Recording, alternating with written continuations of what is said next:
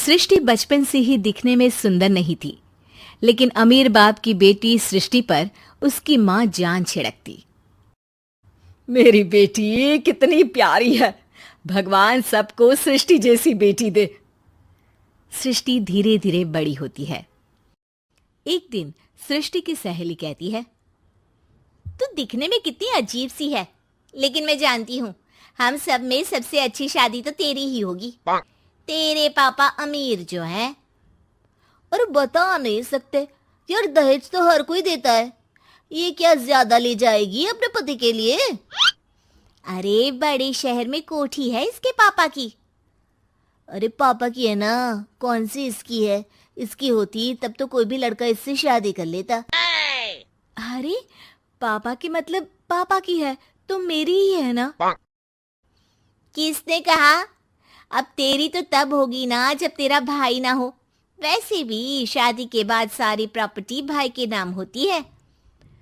सृष्टि समझ जाती है कि उसे किसी भी हालत में माँ बाप की सारी प्रॉपर्टी को अपने नाम करना है, लेकिन कैसे? एक दिन सृष्टि का भाई शीनू कहता है, बहन क्या कर रही है? तुझसे एक बात करनी है। अरे हाँ हाँ करना, मैं तो तेरी बहन हूँ।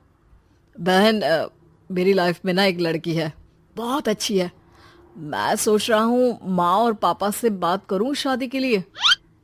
सृष्टि को समझ में आ जाता है कि भाई की शादी होते ही भाभी उसे एक दिन भी घर में बर्दाश्त नहीं करेगी।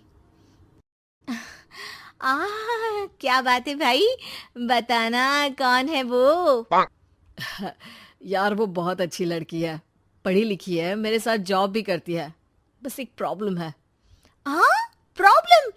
क्या प्रॉब्लम है भाई? यार वो शादीशुदा है, लेकिन उसके पति ने उसे सिर्फ इसलिए छोड़ दिया क्योंकि उसके माँ बाप दहेज नहीं दे पाए। सृष्टि ये सुनकर न जाने क्यों खुश हो जाती है। अरे भाई तो क्या हुआ, लड़की तुझे तो पसंद है ना? शीनू को लगता है कि बहन उसे समझ रही है। वो इस बात से अनजान होता है कि उसकी बहन की मंशा पूरा घर हड़पने की है। सृष्टि अपनी माँ से कहती है, मम्मी मुझे तो बहुत चिंता है, पता है शीनू क्या कर रहा है? अरे क्या कर रहा है, वो तो काम पर जाता है और वापस घर आता है। नहीं ना माँ, वो यही तो नहीं कर रहा, बाकी सब कर रहा है। आपको पता है उससे प्यार है, और वो भी एक शादीशुदा लड़की से। ये क्या हो गया, मैं सोसाइटी में क्या मुंह दिखाऊंगी? अरे तेरे पापा तो यही कहेंगे कि मैंने ही उसे बिगाड़ दिया है। माँ देखो, मेरी बात मानो, पापा पर भी विश्वास करने की जरूरत नहीं है। अब आप ही बताओ, पापा इतनी देर घर के बाहर रहते हैं क्यों, बोलो? अरे बेटा वो तो नौकरी करते हैं ना। तू बहुत भोली है माँ, पापा का ऑफिस तो 7 बजे खत्म हो जाता है, लेकिन देखो कितनी देर से आते हैं। अरे नहीं नहीं बेटा, ऐसी कोई बात नहीं है। सृष्टि माँ को एक औरत से बात करते पिता की फोटो दिखाती है। देखो माँ कैसे हैं पापा, मैं ना कहती थी कि पापा सही नहीं है। मैं तेरे पापा से बात करूंगी, दे फोटो मुझे। ओ माँ, वो तो डिलीट हो गई। लेकिन चल, तूने तो देख लिया ना, पापा से बाद में बात कर लेना, और हाँ मेरा नाम बिल्कुल मत लेना। हाँ माँ। अब क्या था, सृष्टि के माँ और पिता के बीच झगड़ा होना शुरू हो जाता है। सृष्टि के मन में क्या चल रहा था कोई नहीं जानता था। एक दिन, माँ सृष्टि के लिए एक लड़का देखा है, वो लोग शाम को उसे देखने आने वाले हैं। और हाँ माँ, एक खुशखबरी, मैं और पापा मिलकर एक नया बिजनेस ट्राई कर रहे हैं। शाम को लड़का आता है, सांवले रंग का। सृष्टि को तो बिल्कुल भी पसंद नहीं आता।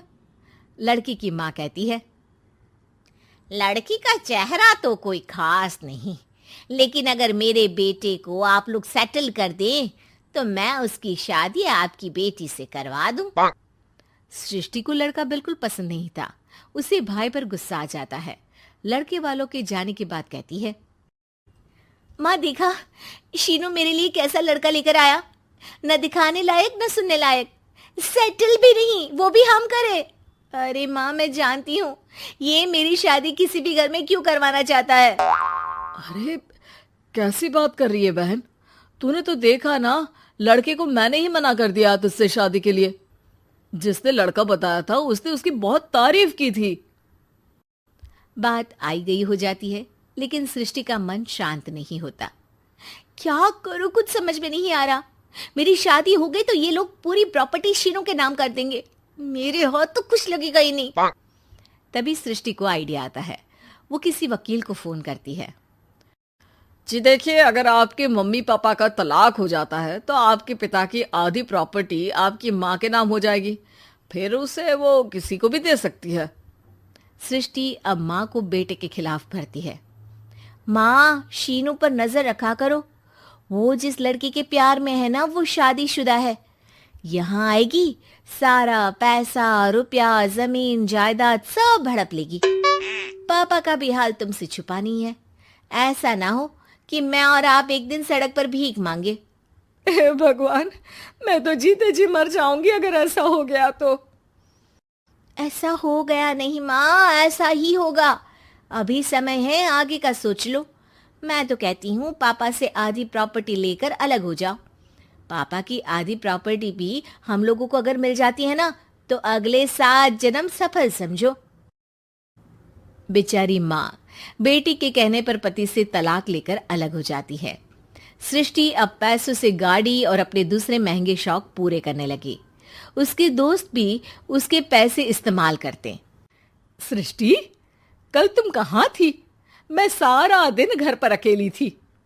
तो मैं क्या करूं? मैंने ठेका तो नहीं लिया है ना तुम्हें संभालने का। माँ को सृष्टि से ये उम्मीद नहीं थी। वो बैठकर रोने लगती है। वहीं उसका पति यानी कि सृष्टि के पिता आ जाते हैं। मैं जानता था कि तुम्हारा यही हाल होगा, तो आपने मुझे रोका क्यों नहीं? मैं रोकता तो तुम रुकती क्या? सृष्टि के कहने पर तुमने मुझ पर अपने बेटे पर शक किया, लेकिन तुम ये भूल गई कि कैसे हम दोनों ने मिलकर जीवन में इतना सब खड़ा किया। माँ पति के गले लग जाती है। मुझे माफ कर दीजिए, मैंने आपकी कमाई का एक बड़ा हिस्सा गवा दिया। कोई बात नहीं, तुम साथ हो तो मैं ऐसी 7 प्रॉपर्टी खड़ी कर दूंगा। तभी वहां सृष्टि आ जाती है रोते हुए। माँ, मयंक ने मुझे छोड़ दिया। वो बोल रहा था जब तक मेरे पास पैसे थे तब तक ही वो मेरे साथ था।